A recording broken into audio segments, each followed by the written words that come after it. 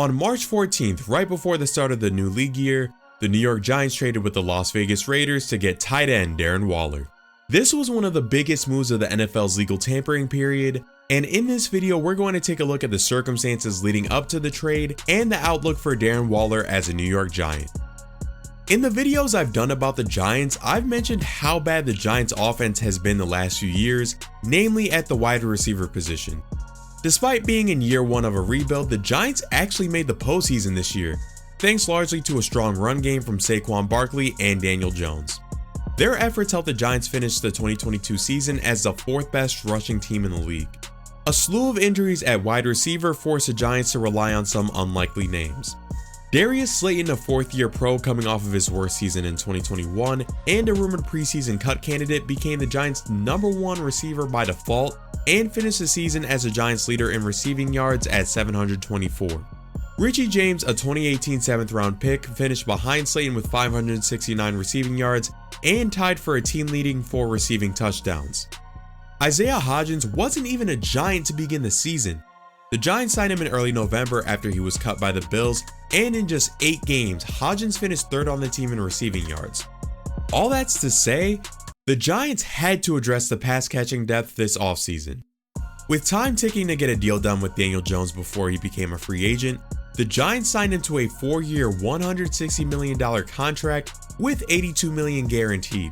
Daniel Jones definitely had his best season as the Giants quarterback in 2022, despite the Giants' issues at receiver, but had underperformed prior to that.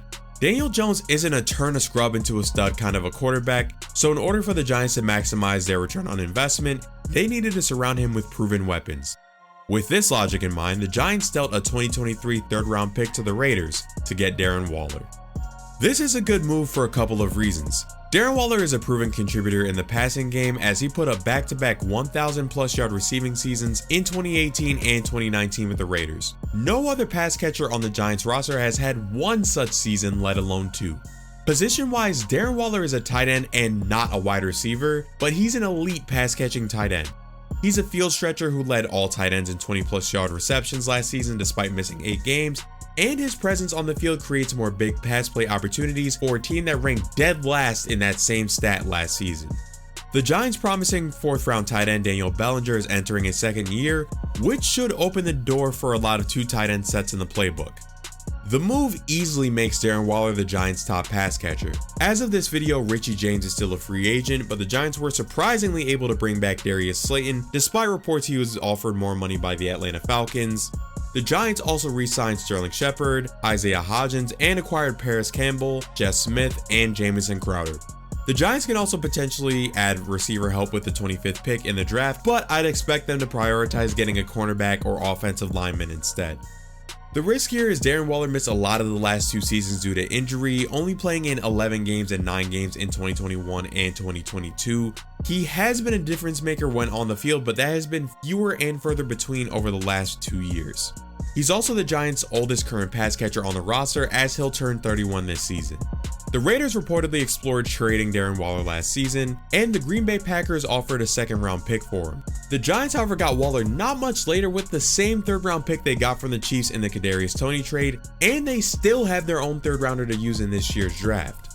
Last season, the Raiders signed Waller to a 3-year, $51 million contract extension with 2 years left on his previous deal, which means the Giants have him under contract through the 2026 season. They also converted over $9 million of Waller's base salary into a signing bonus, which gave them $7 million in cap space to continue making moves in free agency. Despite Waller's recent injuries, he's still 3rd among tight ends in receiving yards since 2019.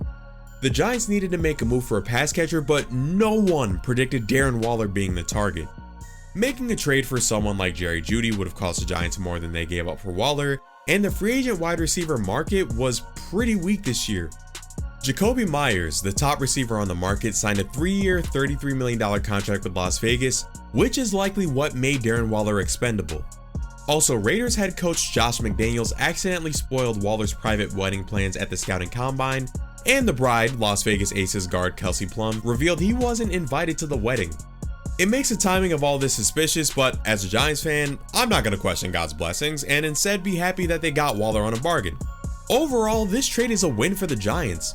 The Giants also don't have a lot of money committed to their receivers, so worst case scenario, they can overhaul their pass catching group without much issue. But all in all, here's to hoping Darren Waller has a bounce back season in 2023.